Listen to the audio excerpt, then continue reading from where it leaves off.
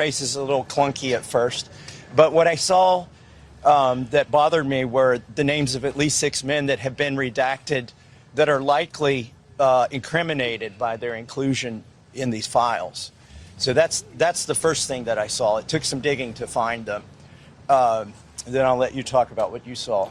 Well, and we discussed that. I mean, there are 6 men, some of them with their photographs that have been redacted, and there's no explanation why those people were redacted. And Thomas discovered it through his MIT logic with some of the searches. But, you know, that's really concerning. I think there are 2 other points.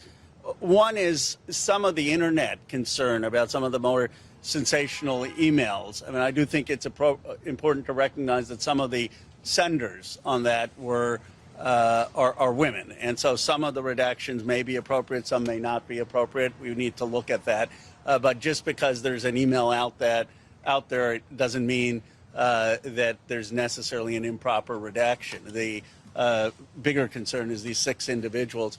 I will say that the staff was very professional in allowing us to do the searches. Our bigger concern is that there's still a lot that's redacted. Even in what we're seeing redacted versions. I thought we were supposed to see the unredacted versions, and that's because the documents produced to justice from the FBI, from the grand jury, was redacted when they got it. So we kept doing the searches for the unredacted information. It's the identical redactions that they have. Now, I don't think that's nefarious on the career attorneys that were reviewing it, but they obviously haven't gotten the production because our law says that the FBI and the original grand jury needs to be unredacted. Right. The U.S. attorneys and the FBI are compelled, as well as the DOJ, and the DOJ was responsible for this document production, and they just produced documents that have been given to them from the FBI, the 302 forms, for instance, which need to be unredacted. There was one other thing that definitely needs to be addressed. Some of these files have been taken down, like the DOJ produced them, and for some reason they took them down. Maybe they decided that victims' names were in there and that they needed further redactions. But those documents not only haven't been put back up on the site with the appropriate redactions, they were not available to us to search. As far as I could tell, we couldn't search the documents that had been taken off the internet. Can you share with us the name of the 6 men that you identified? I probably should do that from the floor or in a committee hearing. And look, they should be releasing these documents. We have many avenues where we can compel that legally. Maybe they've done it out of oversight. I don't know. I don't believe that. But, you know, they should be releasing those documents, and our hope is to get them to do that. And then in some of the redactions, they need to be very careful in whether that was a survivor or not. Just because, for example, someone is female doesn't necessarily mean they're survivors. And it seemed like they blanket redacted anyone who was a female from my review. Yeah, I would like to give the DOJ a chance to say they made a mistake and over-redacted and let them unredact those men's names. That would probably be the best way to do it. So how much of the redactions, you said that there are a lot of, the documents, some of what you saw in there had redactions. How much new information then did you see that was unredacted, or did it look pretty similar to what we've seen publicly? I mean, what we're after is the men who Jeffrey Epstein trafficked women to. We want those names published. We're not out to embarrass people.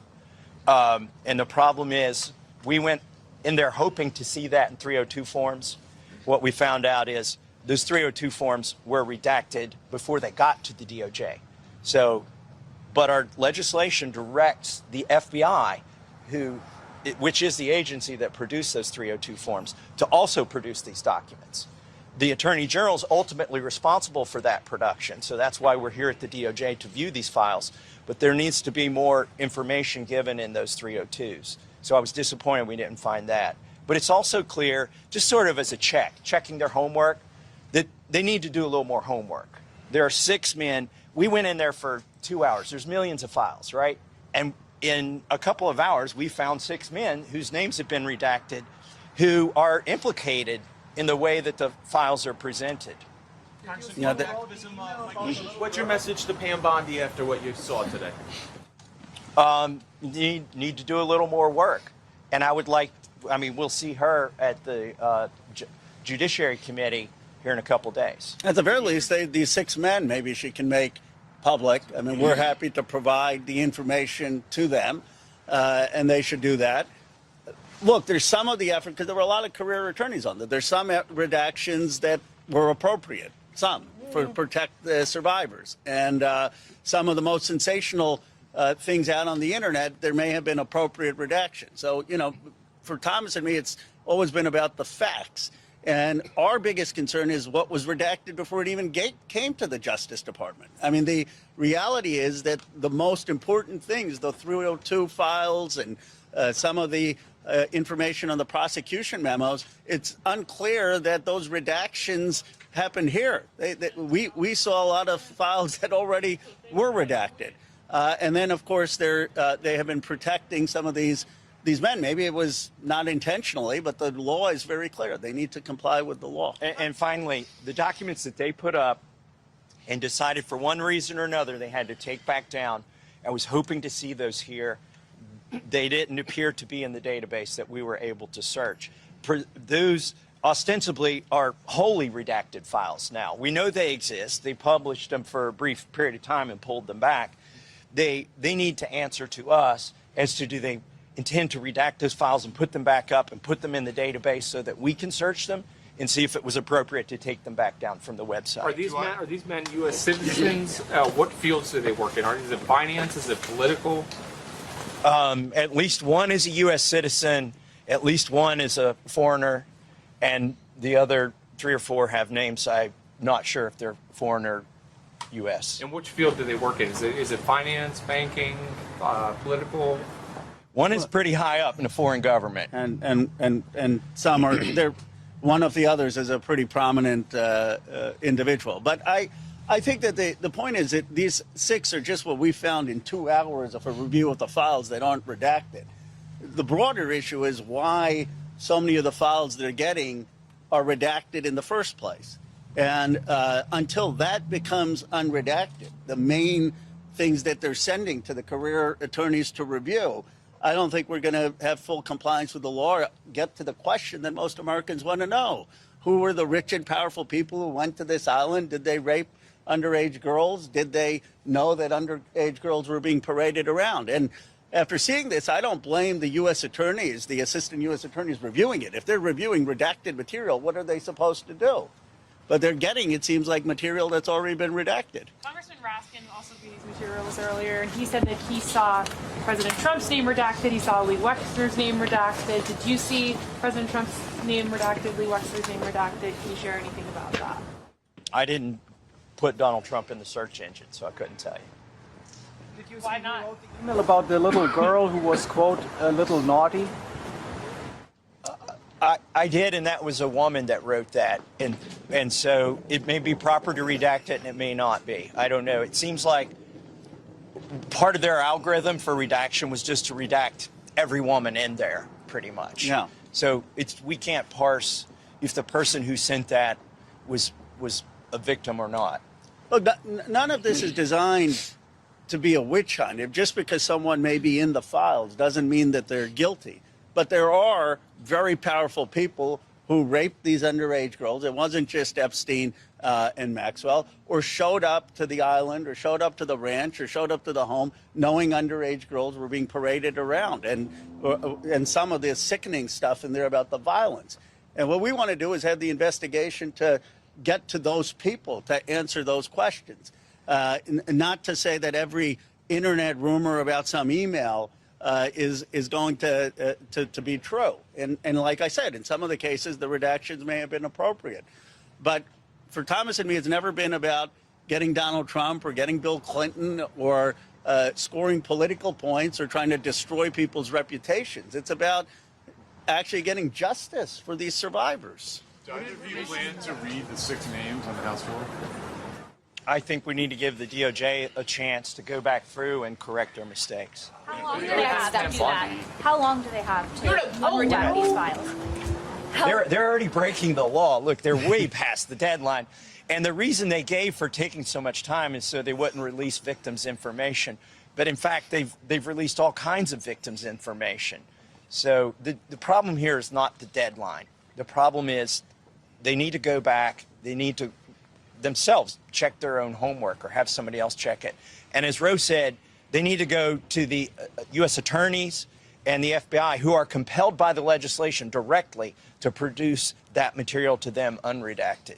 And I think, look, we could have brought contempt or impeachment weeks ago, but our interest is in actually getting the information out. And as a result of the strategy we've been pursuing, this is the largest release of the Epstein files in history. Now, it's not enough, but it has exposed people in the highest levels in technology, in finance, in real estate. It has exposed the establishment and monarchies in other countries. So our push is, how do we expose this and have accountability, not how do we score political points or have retribution. Pam Bondi, what questions are you going to ask Pam Bondi? Well, he's on the committee. We'll see Wednesday. You said a lot of the redactions were already made before the files were in the hands of your attorneys. Who do you suspect made those redactions? It seems that they were made by the FBI or they were made by attorneys in the grand jury, but the Justice Department, it seems, got some of these documents already redacted. Our law was very clear. Unless something was classified, it required it to be unredacted, and they have not complied with that law, and that law needs to be complied with, because that's where a lot of the information is, especially about the powerful people in this country and what their involvement was. And their involvement could have been that they were showing up at this island knowing that there was pedophilia taking place. Their involvement could have been that they were actually engaged in raping underage girls or knowing that underage girls were being raped. We won't know until we see those files. What information Was Maxwell and her lawyer's statement today? 6 men were implicated in Epstein's crimes? It's a list of 20. You can actually, I'll direct you to the unredacted or the redacted file. It's a list of 20 individuals. 3 or 4, Maxwell and Epstein are on the list, and maybe 1 or 2 other people, and everybody else is redacted, and their names are redacted, but it also includes 20 pictures, 20 photographs, and they're sort of mug shots. They're not the best pictures. I'm not sure if they were mug shots or not, but there are at least 3 or 4 males in the photographs. I couldn't verify by looking at their names because they have foreign names. I couldn't verify by looking at their names that they were male until I went and looked at the photographs. By the way, in the document I'm directing you to, the photographs are redacted and their names are redacted. There is no reason in our legislation that allows them to redact the names of those men, as far as I can tell. Unless there are any male survivors, which seems hard to believe given this issue. But and all the women that are redacted, it's unclear if they were just actual survivors, in which case they did the appropriate thing, or whether they just, as Thomas said, had an algorithm to take out any woman's name. There's also hold on a second. There's also an FBI form that lists people who are conspirators, and one of those is a male. It's like on an FBI form. They've redacted his picture and his name on that form where they were, I guess, considering an indictment or indicting or something. I don't have the number in front of me, but I could direct you. It's a 3-page EFTA file. The Justice Department has said it's letting people. Were authorities? I'm not sure if they're mugshots. Were authorities investigating these individuals, or In one instance, it was. And in the other instance, it seemed to be. I've got to go. I'll let Thomas. No, I got to go too. All right. One last question for you, Congressman Khanna. Congressman Massie has called for Commerce Secretary Howard Lutnick to face potentially some accountability for the connection that he has in these files. Do you support that call? Absolutely. Look at what's happening in Britain. You have a left government. Actually, I knew no Keir Starmer. I was excited when he won, and yet I believe he needs to be held accountable with what's happened with Mendelssohn. You have the British monarchy having to answer questions. I mean, the King of England is putting out statements.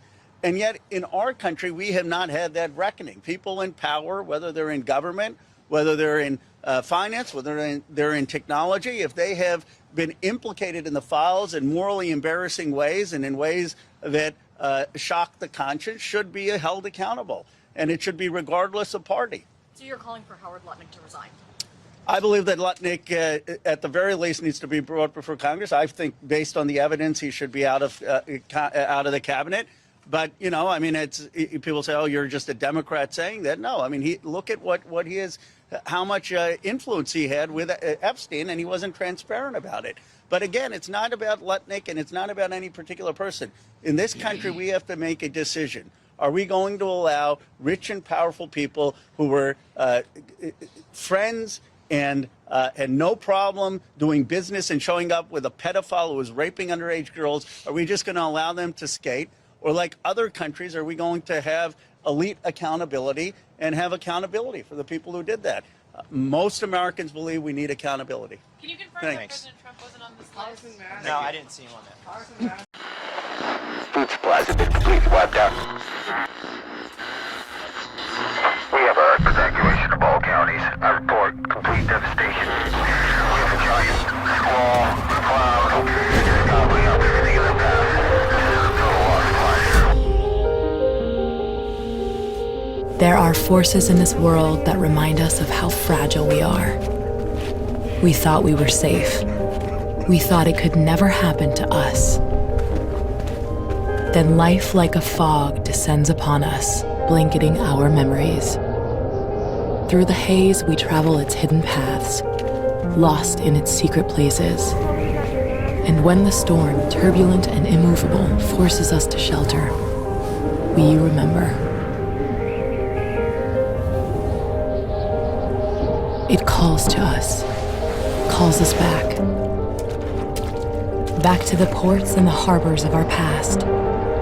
We fight the currents that pull and drag us off course, not a light or star to chart the way.